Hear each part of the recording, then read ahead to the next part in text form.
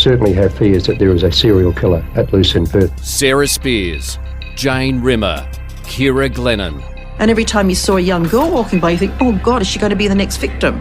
Now, one man stands accused. If police are right and Edwards is the Claremont serial killer, he's been hiding in plain sight for 20 years.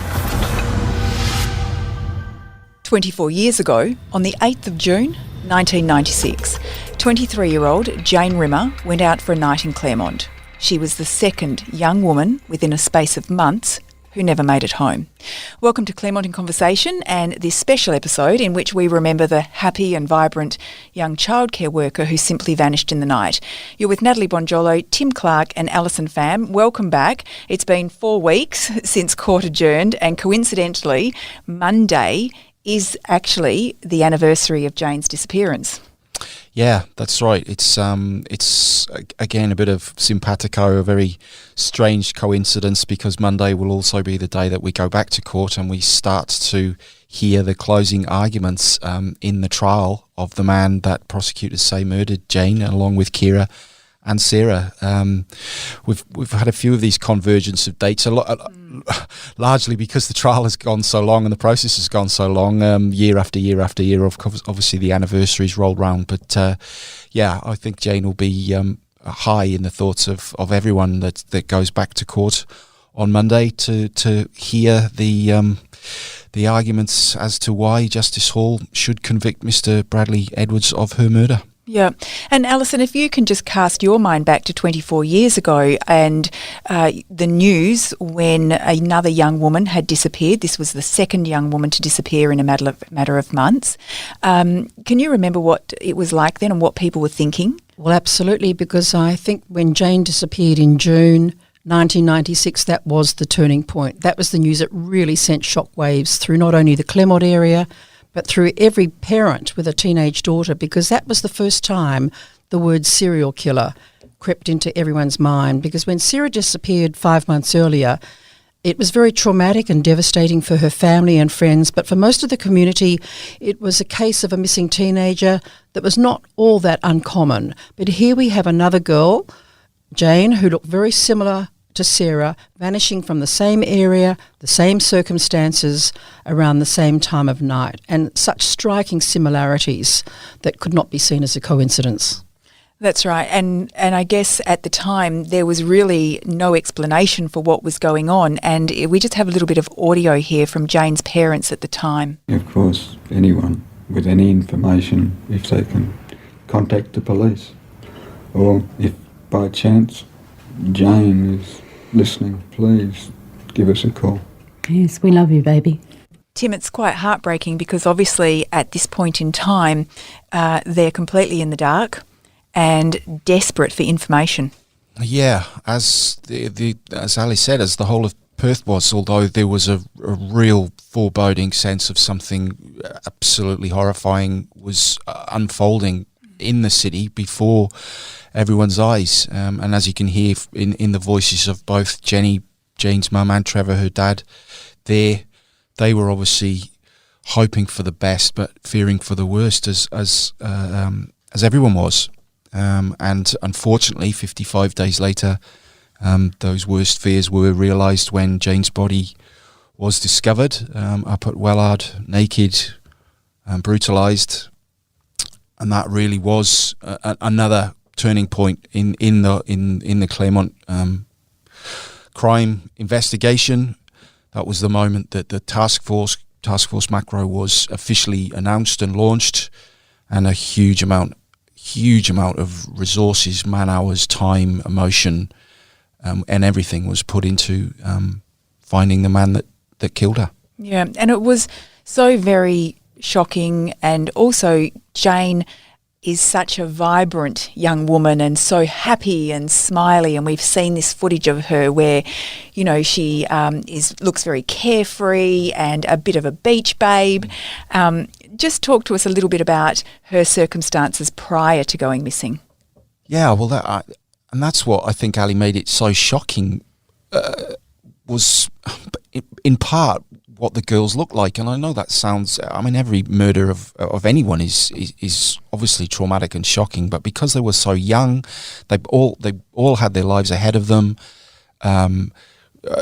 Sarah was barely out of her childhood, and Jane was just starting out in life. She'd got her own apartment, she'd got her own job, she was enjoying life as hundreds of thousands of young people and young women in Perth were at that time in the mid-90s, and that's exactly what she was doing when she was so cruelly snatched off the street. Basically, was she'd enjoyed a night out with her friends, having enjoyed the day with her parents and gone to the hairdresser, and it was so normal all the time leading up to the moment that she disappeared, which was then so abnormal, and that's why it stuck out so much amid all the other crimes that had been committed in Perth over those many, many years. It still sticks out. Because I think, unlike some situations where people think, oh, well, they've taken risks, Claremont was very trusting. And it took away the innocence of Claremont and everybody going there. So much so that for the first time, I know police are very reluctant to use the term serial killer in an investigation, but this was the time when they totally beefed up Claremont, changed completely. They had a mobile police van at the end. They beefed up security. The club owners themselves made sure there was extra lighting, and they actually took it so seriously they brought in buses to take the kids home at night, because we're talking at the early hours of the morning, and the taxis weren't like they are today. There were no ride shares, there were no Uber, and it was almost impossible to get a taxi at that time of the night. So it really freaked everybody out when Jane went missing, because this was confirmed in everybody's mind that this was a dangerous area. Yeah, I mean, and up until then, we had all felt so very safe in Claremont. This is where we all went to. It was buzzing with people, so there was always so many people around, and both of these young women who had gone missing at this point were from this area. Jane worked at a childcare centre just one, suburb away. She spent a lot of time at Cottesloe at the beach. So they're very familiar with this area. It's not like they're out of their usual surroundings. Yeah, and during the trial, we got an even broader sense of the type of young woman Jane was. We saw pictures from inside her apartment. I mean, they were heartbreaking, to be honest. The James Dean and Marilyn Monroe posters on the wall, and a teddy bear on the bed, and receipts still there, and fast food wrappers still in the car, as everyone, as a 23-year-old, just left home and just spreading their wings, would treat their car as a extension of their dustbin, and the jacket still slung over the passenger seat on the front of her car. And it was literally like time had stopped still in that apartment, and obviously for Jane it had, and that was so hard, at times really hard to try and process and put through the filter to report as a to our audience in the paper and on the podcast, because it was just, as I said, so normal and so cruel, really, that someone just starting out in life, just finding their feet, just spreading their wings, obviously close to their family, obviously close to their friends, because then we actually saw via the CCTV in the Continental Hotel, as it was then on that night, Jane's final moments, which again was just took it beyond another missing person, as it became for nearly 3 months. Then it became a murder. And it really seeped into everyone's consciousness. And I think the footage that we saw for the very first time too, that was portrayed and shown in the courts, which was from the security cameras in that area, was quite compelling too, just watching there. having a good time, chatting away, and then just vanishing. And did you get a real sense of who this young woman was as you're sitting through court over these months and hearing these really intimate details at time about her life and her apartment and everything that you've said? Did you get a sense of, her as a person? Absolutely. I think just as a trusting teenager, completely innocent in as not taking us, and you go into Claremont, you're not taking any great risks in an area where the other areas, in inner city areas where there's more things happening. Claremont was almost like a school type atmosphere. They knew people. She was a bubbly girl with everything to look forward to, and then just maybe that innocence, maybe that trust could have maybe been a detriment to them in the end. Yeah, and there's the hours leading up to Jane's disappearance were canvassed and talked about, and witnesses talked about in quite some detail during the trial. So Jane had arranged, firstly, to get her hair done on that day, which she did, and then she took a taxi to go and see her mum, who worked at the Shenton Park Hotel, another hotel quite close by. She spent a little bit of time there, had a drink with her mum, and then set off for her evening out, which was, as it turned out, eerily similar to both Sarah and Kira's, in that it took in various night spots in the western suburbs of Perth, but ultimately ended up at the Continental Hotel with her friends. By this time, I think it's fair to say that Jane had quite a few drinks, but she wasn't falling down drunk. She wasn't apparently wasn't at risk or wasn't a danger to herself and others. She just had a great night out, which had taken a little bit of a sad turn in the middle. We heard from one witness who said that Jane had gone outside of the Continental Hotel at one point and was quite teary. She asked her what was wrong, and Jane said, "Well, I feel fat. I don't feel attractive." And her friend, doing what all good friends do, particularly female friends, she put her arm around her, told her, "You're not fat. You're beautiful. You're our friend. We want to spend the rest of the night with you." And that's what they did. She went back inside. And that CCTV footage from then until the moment, as Ali said, that she literally just disappears before our eyes. She can be seen going up and down the stairs, laughing, smiling. Her blonde curly hair is very distinctive, as was her smile, even in the very rudimentary CCTV back in the mid-90s. That's the two things that I picked from that video, is her smile and her hair. And I think it's fair to say that when you think of people, certainly in Western Australia, think of Jane Rimmer, that's what they think of, is her smile and her hair. Yeah, and I think for many people, just that story of that night and, the moment where she was a bit upset outside with her friend, so many people have been in that situation in the course of their lives where they've had a couple of drinks and got a bit teary. And I think for a lot of us, it really made us think that this could have been absolutely anybody. This was a regular girl on a regular night out doing the things that people do when they go out and are young. Yeah, and I think particularly with this case and story, that because it's been so long to come to this point, over 20 years, some myths generate around it, and there might be some mistruths or some misconceptions about the people at the very centre of it. But for those few days when we heard from the people closest to Jane, including her brother, all the friends that were with her that night, and then unfortunately the police that then grew close to the family because they were trying to find the man who'd killed her, we really got the best sense, I think, of what and who Jane Rimmer was at that time in her life, and you could only warm to her.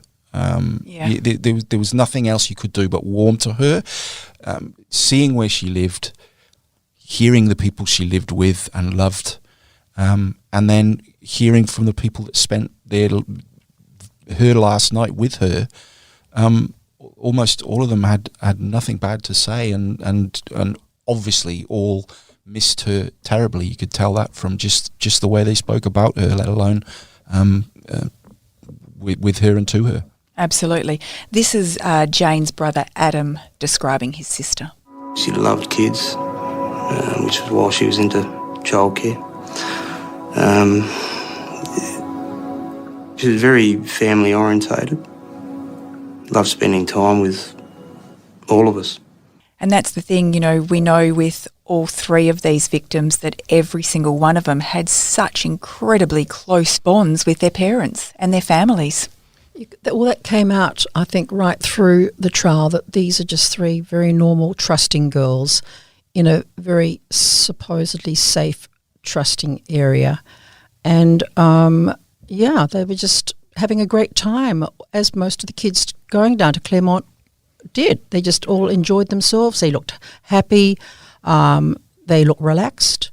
And then, of course, out of nowhere comes this perpetrator who causes such shock and trauma to everyone. Yeah.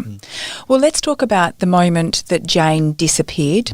So she's at the pub and her friends are leaving, and some of them ask her, if she would like to go with them, and she sort of waves them off, and they drive past. She sort of waves them off again. And this is the CCTV vision that you're talking about, and the last time that we saw her.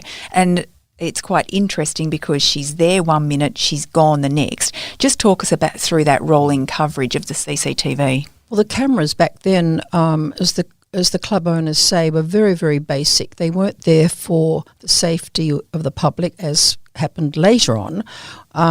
They were there mainly to just check on crowd numbers, on what the doormen were doing, what the staff were doing. And so they were on a time lapse. It wasn't a constant one shot of the actual spot where Jane was last seen. And there were seconds between them. So 1 minute we see her standing there, but by the time that had gone round on a loop, she'd gone from that spot. With CCTV today, you would have seen every move, but we're talking 24 years ago, and everything was very, very basic.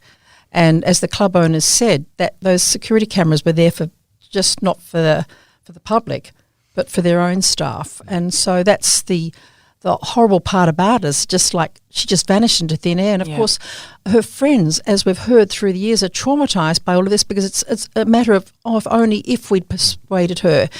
The same with Kira. Why did we talk her into coming down? They're living with that trauma forever. Yeah, and that lead up, so that they all leave the club or the bar together, but as we say, just past midnight, drinks on board. Maybe you're not thinking too clearly, or as clearly as you certainly would be at midday the next day, and we see Jane leaning on the pillar, and seemingly waiting for a lift. A lift has actually been offered to her by her friends from the other side of the road. She's declined that. Again, young, trusting, emboldened, young woman out on the town. What's to fear there? Nothing, or there should be nothing to fear in that situation. And as Ali says, the CCTV flicks between various cameras positioned around the Continental Hotel, those cameras that are still there. There are a lot better quality cameras now, but the actual camera position is still there to this very day. And it flicks around, and we see Jane leaning on the pillar. And then by the time it's cycled through, the next cycle, when it comes to that camera, she's gone. And that is the moment that Perth changed, that Claremont changed, unlike Western Australia changed, because that is the moment that the police now say a serial killer was striking. Yeah, and incredibly, this footage wasn't released until 2008, and there's been a lot of questions raised about that and whether the footage should have been released earlier to give people a greater sense of maybe knowing something and being able to come forward. Yeah. So you're right, Nat. There's a lot of controversy has revolved around this this footage, whether it existed at all, firstly. Then when it was actually confirmed whether it existed, what was on it. And then eventually when it was released by the police, as you say, Nat, more than a decade after Jane's disappearance, not all of it was released. We know that now. And the portions that were released concentrated on a man outside the bar, outside the Conti, that Jane was talking to. You never see his face. So you see the front and side of Jane's interaction with him, and she is apparently quite happy to be relating to him. But you never see the face of this man, and we still don't know to this day who he was, because that wasn't really concentrated on in the trial, because that man is not said to be Mr. Edwards, because Mr. Edwards is said to have been in a car and picked up Jane while he's driving this white car, as we've talked about many, many times over the many, many podcasts. The other controversy was that this footage was only released to one outlet at the time it was released, because a pay TV outlet in Australia was doing a special on the Claremont series killings, and the police in their wisdom decided that would be the good time to release it just to them.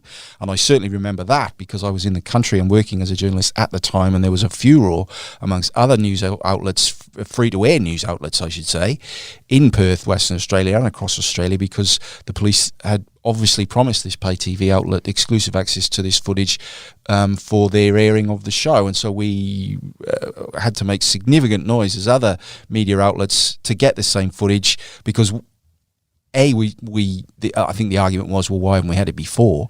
And B, well, if you actually want it to do its job and try and find out some information about who this man might possibly be, then surely it would be in your advantage to release it to as wide an audience as you possibly can. And so, yeah, it's a bit of checkered history about that CCTV, and as I said, Ali, it turned out that we hadn't seen it all, because the bits that we hadn't seen were aired in court. And we couldn't understand that one static shot either. There are a lot of things that we couldn't understand why the police didn't release more information, including the suspicions of a white Telstra telecom van. Well, that's another story. Yeah. For Yes. Yeah.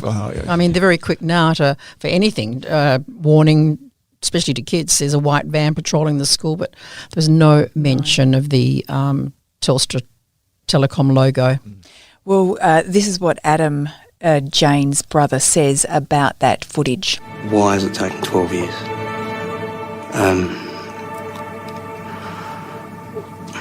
There's a recognition there. She knows this person. I mean, just imagine if that footage had been spread far and wide, literally in the days following Jane's disappearance. Well, actually, she does. She actually shows on her face, "Hi, g'day," like you would to a friend. But I guess because they thought she was picked up in a car, whether that person was relevant. I mean, that's the only thing we can think of, because that was outside the actual Continental Claremont Hotel. And the theory is that when she was abducted, it was because she got into a car maybe around the corner or further away. That's never been explained. There is a lot of things, of course, in this trial that have never been explained. The police don't do that. But we really don't know whether that guy might have been eliminated. Exactly. In their investigations. And those questions, as far as they're relevant now, still haven't been answered. Whether they'll be asked of the police after the trial, I suppose that might depend on the verdict of the trial, because hypothetically, if Mr. Edwards is found guilty of Jane's murder, then the police could say, well, that footage wouldn't have helped because he's not actually shown on it, and his car's not shown on it. But they didn't know that at the time. No. And they can argue to the blue in the face about operational reasons. Personally, I think that footage should have been released as soon as it was thought that it might be helpful to the investigation. As much as they were probably overflowing with information, as it was, via Crime Stoppers and everything else that was going on. The fact that CCTV was deemed relevant, even though it didn't show Mr. Edwards in the trial, shows how important it was to the investigation, and it should have been released earlier and wider than it was. That's right. If it's important 24 years later, it was important at the time. What we do know is that, Jane's disappearance did send shockwaves, of course, through Perth, and this is when the Macro Task Force was created. In Claremont today, police walked the beat searching for clues. It looks more and more like Jane has been abducted.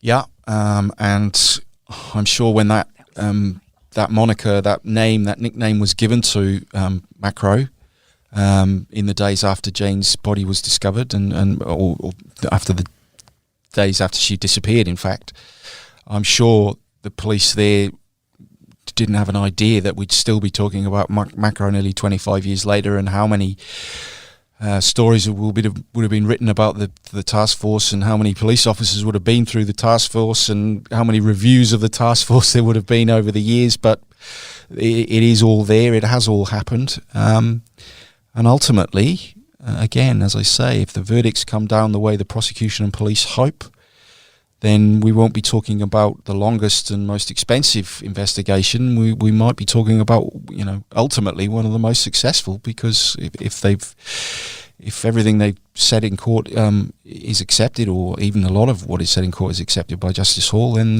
they might well get their man. Yes, and of course, they were at this stage linking the two disappearances of the women, despite the fact that they hadn't found a body. So let's just have a listen to some of the news reports from that time. The links with the disappearance of Sarah Spiers in the same area are now so strong, police fear they're hunting for a serial killer. Because of the similarities, we are looking at possibly 2 homicides committed by the same person. But not to be able to find the girls, we know that there must be some sort of organisation process and some plan, and we would expect premeditation. The night that Jane did disappear, there were some reports of screams and what have you, and this is what came out during the course of the trial. Tim, just talk us through what some of these witnesses heard that night. Yeah, so this was interesting, and I would say probably some of the strongest circumstantial evidence that goes to Jane's murder. And these were screams that were heard in Wellard, in very close to, actually sort of triangulated around the spot where Jane's body was eventually found.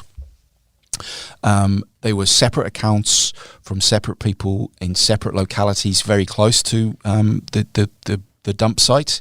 Wellard at that time was semi-rural. It had a handful of properties, if that, in the area, as long as a riding school, which we heard quite a lot about during the trial. And the accounts from the 3 different spots, from the 3 different couples or residents in that area, said that they heard very distinct screams, and these weren't light screams or playful screams. These were, as they were described, horrifying, blood-curdling, so horrifying, in fact, that 2 separate witnesses said they'd never forget them and never would, and which is why they were able to describe them with such clarity so many years on. And what the prosecution says was, this was Jane being murdered at or very close to the site where her body was found. The night is right, the timeline is right, the area is right, and it's not just one person that heard them, but at least 3 in a spot where those screams wouldn't ordinarily be heard, and you have to say that is quite strong circumstantial evidence, because those witnesses were so strong in their recollections. Oh, the day that Jane's body was found certainly changed everything. I just remember jumping in my own car and driving out there, and Wellard was just some place that nobody had ever heard of. It was a very rural area, miles away from anywhere, but this definitely changed everything. There is a huge news story because, again, it was 2 missing girls, but this was the first that we knew that It was a murder and a serial killer. And the circumstances of her being found as well were extraordinary, lucky, fortuitous. I think that's fair to say. We've recounted the story, but I'll just quickly go through it again. There was a family that were on a trip out to Wellard's rural area. Chicken runs out in front of the car. Children want to get out and chase the chicken. Lady in the car decides to go and pick death lilies on the side of the road just where they're parked, and that's when she finds Jane's body. So, Tim, this really was one of the very emotional parts of the trial. Yeah, because that lady in that car that went to pick those death lilies came into court and told her story. And again, she said it's something that's lived with her from that moment to this. And she was still emotional then as she was on that day. And we heard that on that day she told the people that she was with and then told other people that came across the site that she wasn't going to leave because she didn't want to leave Jane on her own. Now, she didn't know for sure it was Jane at that time, but the story had been so huge in the preceding 8 weeks or so that everyone feared the worst, and that was later obviously confirmed when the identification of the body was done. But for Tammy Evans to say that then and say it now says two things. It says how sympathetic and empathetic Miss Evans was in a moment that must have been horrifyingly shocking to find that just on the side of a rural road. But it also went to the size of the story and the fact that everyone knew about Jane, everyone knew Jane was missing, and as soon as they found this body, they'd assumed and feared that they'd found Jane. And this was really at the time where it went from being a suspicion that something really sinister was going on here to being confirmed and really everybody's worst fears when they found Jane. Absolutely. It changed everything that day because that's when we knew it. There was a serial killer. Up until then, and because Sarah had never been found, it was two missing women.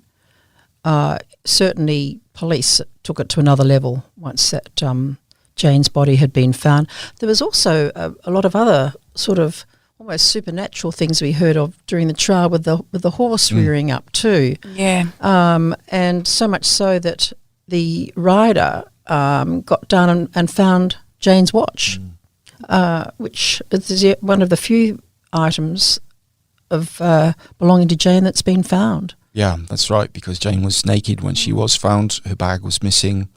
There were other small pieces of jewellery, but that watch on that road, the gentleman who found it actually didn't realise what he had until later, much later.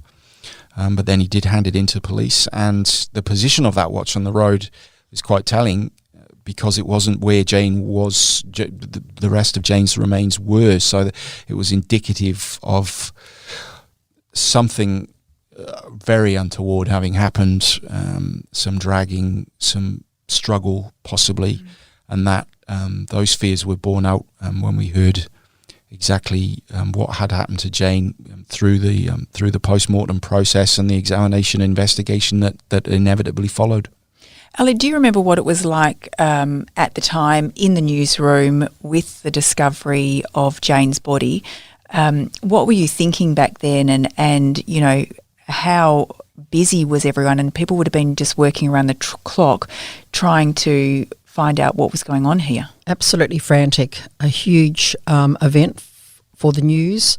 Every time some bones had been discovered, everybody immediately thought Sarah Spiers, Jane Rimmer.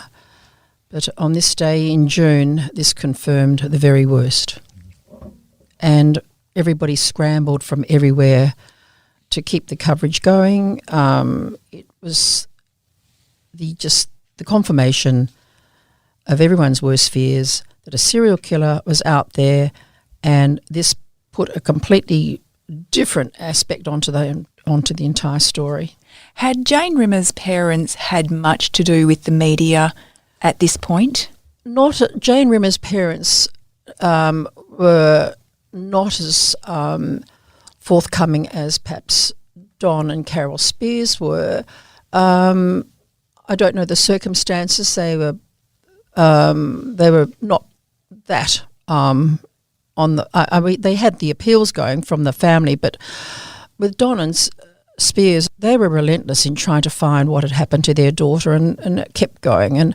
And to this day, they still don't know. The ordeal's not over for them because Sarah Spiers' body has never been found. So no matter what the outcome of this trial is, it doesn't end for the Spiers family. Or the Rimmers, because sadly Trevor Rimmer, Jane's dad, died several years ago. Yes. And Jenny, her mum, who we heard from at the start of the podcast, is obviously getting on in years now and is in failing health. And that was one of the most striking moments to me of the whole trial, was the first day of the trial when Jenny did make the effort to come into court in a wheelchair, was positioned at the corner in the court where she would be able to see the process unfold. And as I looked to my left and I saw Jenny in the wheelchair as the CCTV of Jane's last night was being shown during Prosecutor Carmel Barbagallo's opening statement in the first 2 hours of the trial after it got going, that was one of the most poignant moments of the whole 85 days for me, the juxtaposition of Jenny now and Jane then, knowing that Jane had been to see her mum and that night had diverted her night, if you like, from her friends to her family, and it was obviously hard for all of us, but the hardest for Janie and brother Adam and sister Lee, who have borne witness to their sister for all these years. And as you say, Ali, Jenny and Trevor were different. I don't think they either really wanted to or necessarily enjoyed engaging with the investigation in terms of the media pleas for help. But over the years, Lee and Adam have made sure that Jane is not forgotten, and then did not forget her by turning up in court very, very often, and to hear the evidence against the man they say prosecutors say killed her. And we've mentioned so many times during the podcast, there's been some really, really difficult moments in this trial, and at times it must have been excruciating for the families. This is what Adam Rimmer told Channel 7. This is just before the trial was due to begin. I just like her remembered as a good person, a good friend, do anything for anyone, so I miss you, Joe. That's all. The trial is critical because at the end of the day, these families are looking for justice. That's all they've been looking for nearly 25 years. Some closure. That word is used a lot around the justice system, but a lot of people that I talk to say it's an sort of an empty word because you don't really ever get closure. No. But yeah, closure is coming in terms of closing arguments coming up this week, and they will wrap up all the evidence. And a lot of that evidence did revolve around what was found on Jane's body. The fibres, the wounds, defensive, and the wounds that it is assumed were fatal. And couple that evidence together with the physical evidence on Kira and the circumstantial evidence surrounding Sarah, the prosecution are going to go very hard starting on Monday morning at 10 o'clock to ram it home to Justice Hall that all that evidence taken together as a whole shows that Bradley Robert Edwards not only killed Jane but killed Sarah and Kira as well. It'll be very interesting to hear these closing submissions, Ali. Absolutely, and we're expecting them to probably wrap up within days rather than weeks. And then I think Justice Hall will be quite quick in coming back with a verdict, or quick in the sense that sometimes judge alone can take months or even longer. But I think just by judging and listening to his comments throughout, his questions, that he's analysing and summing it up each day as it goes by.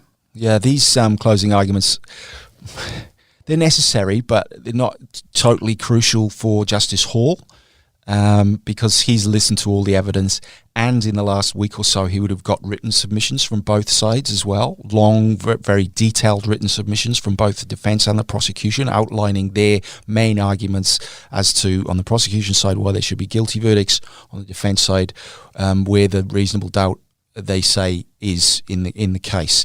So Justice Hall have all those written ones, and then both sides get the chance to do their oral arguments, which is what will roll out over, as Ali says, probably 3 days. We're probably looking at Monday, Tuesday for Miss Barbara Gallo, Wednesday for Mr. Jovic, however long he wants to take, hopefully a little bit longer than his case took.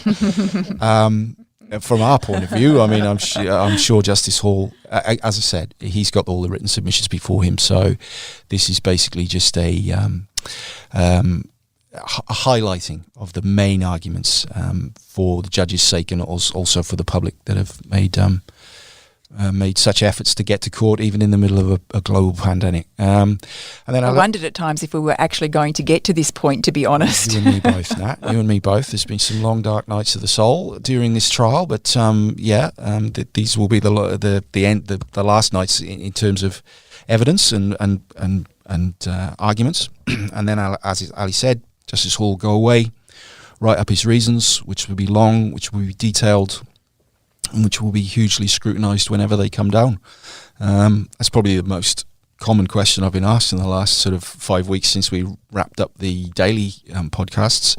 When's the verdict going to come down? If I knew that, I would tell you. I honestly would tell everyone, but I don't. But we can guess. Some informed people behind the scenes told me maybe 10 weeks. Oh. So I think we're probably looking maybe end of August. But look, don't hold me to that. Because Justice Hall, as we've said along, is a workhorse, he's a machine, he's a hugely intelligent man. He would have been writing his reasons as he's been going, so not the reasons for his decisions, even though, as Damien Cripps, our sort of legal mastermind earlier in the series, said, he might well have made his decision already, but it's explaining that to us, to all the people that are involved in the investigation, and particularly to the interested parties, and making sure there are absolutely no grounds for appeal. Well, that's the other thing. So he would want it as watertight as he could possibly get it legally, but he also wants to explain it. Like, so there's that legal side of it, but then it's explaining to everyone, to Western Australia, to the families, to the lawyers, to us, the media, how he's come to those decisions, whichever side they fall, which is as a legal geek, I'm very much looking forward to reading his legal reasons as well as the verdicts and all that will flow from those. Beginning of the end on Monday, and then when the end will be finally, we'll find out in the weeks to come. Well, definitely many, many people are eagerly awaiting the conclusion of all of this. Thank you both very much for today, and thank you for your emails over the past few weeks. We did manage to get back to some of you, not all of you, but we will still try to reach out. Ali and Tim will be back in court on Monday, 8th of June, for those closing submissions, and we'll be back for day 86 of Claremont in Conversation. We'll talk to you then. This podcast is hosted by Natalie Bonjolo, produced by Kate Ryan, and recorded in the studios of 7 West Media. Sign up for daily emails and all the latest on the Claremont trial at thewest.com.au. And if local news delivered differently appeals to you, tune into WA's newest morning show, The West Live with Jenna Clarke. It's talkback radio, but without the interruptions. Listen live weekdays from 8:45 a.m. on thewest.com.au or catch up with the podcast.